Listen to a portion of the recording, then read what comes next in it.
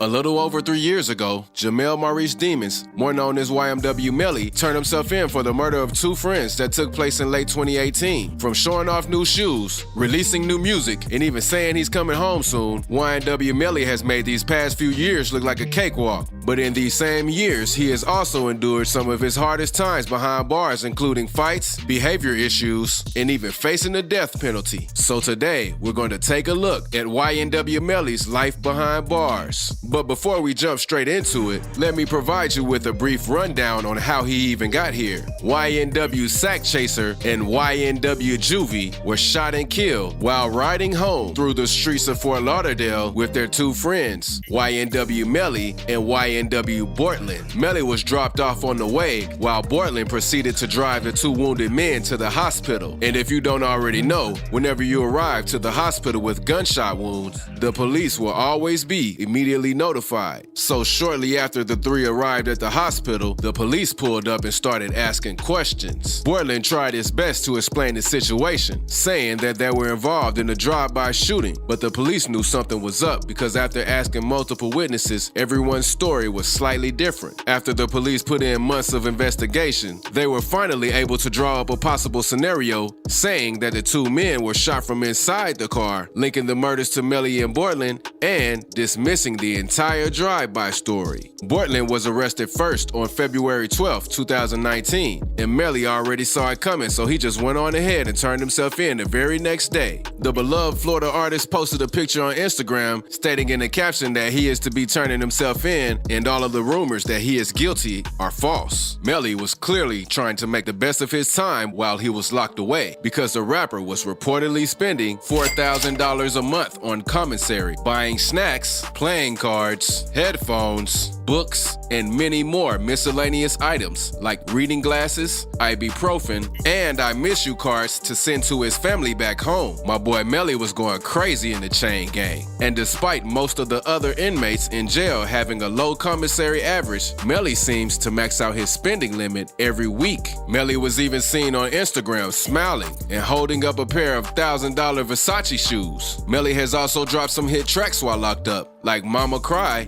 Dangerously in Love, and many more, including features from Lil Uzi Vert, Kodak Black, and an artist that we all miss dearly, Juice WRLD. He even dropped an entire album titled Melly vs. Melvin that peaked at number 8 on the Billboard charts. But while living the lavish lifestyle in jail, he was also in there giving the officers a hard time. Melly's first behavioral incident took place only a month after he was incarcerated. On March 13th, 2019, Melly made a 3-way call, which is against the rules of jail, landing him in solitary confinement for 30 days with no privileges. 2 months later, Melly was charged with disrespecting and threatening an officer. This earned him another 20 days of solitary confinement and loss of all of his privileges. Melly was in there acting like a pure demon because in September of the same year, Melly was caught stuffing a towel into the toilet of his cell and flushing it until the cell was completely flooded. What kind of elementary school prank was he trying to pull? Once the officer who caught him reported the situation, he also claimed that Melly did this on purpose and even threatened him. Melly allegedly said to the officer, "Yeah, I flooded it. Now go get your sergeant. I'll beat all y'all. And I have real lawyers to get me out of it." That's some pure menace energy right there. Shortly after this, he was set to serve yet another 20 days in solitary,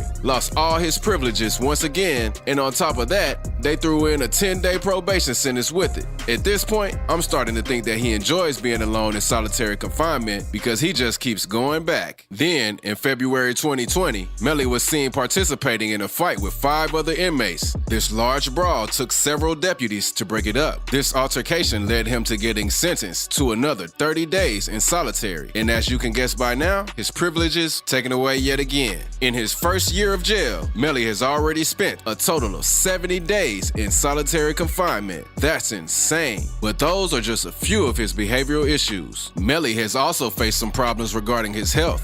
On April 2nd, 2020, Melly tested positive for the virus after his cellmate was also tested positive. Melly's lawyer saw this as an opportunity to temporarily get the rapper out of jail and put him on house arrest. On the same day, Melly's lawyer requested for the artist to be put on house arrest in case he needed any medical help involving the virus. This seemed like a foolproof plan because 6ix9ine was released earlier that year for the same reason. His attorney even posted an update on Instagram stating that the Broward jail was very unsanitary and had inmates and employees sharing lunch trays and other items without proper sanitation. Sources also stated that Melly was experiencing headaches, body aches, chills, and even labored breathing. But Melly got the short end of the stick. His request was denied, and the judge pretty much told him all the medical help you need is available right here. But since the virus was still fairly new to the world, the jails weren't properly equipped to treat the rapper. It was even rumored that the jail only provided Melly with Gatorade and Tylenol. That won't even fix a bad migraine. The staff is also accused of not checking up on Melly hourly like they were instructed to, leaving everyone to worry about his health as it was rapidly deteriorating. That's just poor service all around if you ask me. And it only gets crazier from here because Melly has also had many bumps throughout his time fighting these legal battles. When the initial information was gathered on the case, it was pretty clear that Melly wasn't innocent. The feds used every resource they could to find and try to get this artist locked up. They even worked with T-Mobile to get all of his phone records showing where the men traveled that night. This information showed that Melly was confirmed to be in the car with the victims and got dropped off before they took the trip to the hospital. It wasn't looking too good for the Florida rapper because he initially lied and said that he was never even in the car. The feds also took a deep look into Melly's social media, linking one of his posts of him saying how he needs to stay loyal to Bortland to the murder. This made sense because they previously accused Bortland of working with Melly and covering the entire situation up. It's crazy how these smartphones can get you caught up so easily. A year after his arrest, the prosecutors sat back and took a really good look at this case. And since it was such a heinous crime, they gave Melly two options. He could go to trial and possibly receive the death penalty, or he could skip trial and just get an instant 30 to 40 years in prison. They even tried making the case stronger by saying he's a gang member by using his face tattoos and videos of him stacking hand symbols as proof.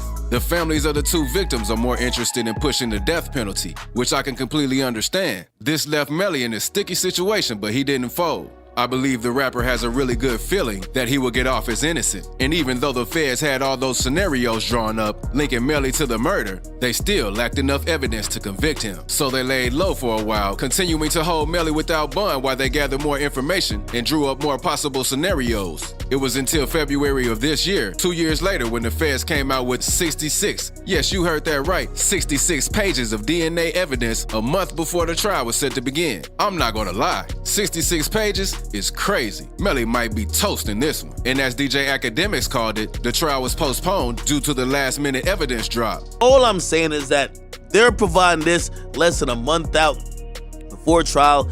Look for this case to be postponed, if you ask me. Melly's trial was pushed back to May 23rd, giving Melly some more time to get the DNA evidence analyzed and build up some more defense before his sentencing. The prosecutors then provided Melly with a list of all witnesses they had against him, including his ex-girlfriend and her mom. But he wasn't too cool with that. Melly immediately filed a motion to prevent these two from even showing up because he feels like they would sabotage him and his career. But the feds weren't done yet. The prosecutors summoned popular cameraman Drew Filmed It to the stand. Drew Filmed It is a well-known cameraman that has shot many music videos for Florida artists like Glock 9, Hot Boy, and even Louisiana artist Fredo Bang. They're most likely wanting to go through his SD card or his hard drive to find any video or audio footage or any conversations that could possibly lead to more information on this case. This is the same way they got Youngboy. The cameraman's footage was used against him in court, but Drew kept it street and never showed up at all to testify against Melly. He's a real one for that. However, the prosecutors are now trying to threaten Drew with jail time if he doesn't show up. So he lawyered up and is trying to get them to further prove why they need him in court and what he has to do with this case. Right now, it seems like it's Melly against the world because these prosecutors are coming hard with the evidence and they're really trying to turn everyone that was cool with Melly against him. Let's just hope the beloved Florida artist comes out as innocent and we can continue to get great music from him. And check out this video for me. I know you'll enjoy it.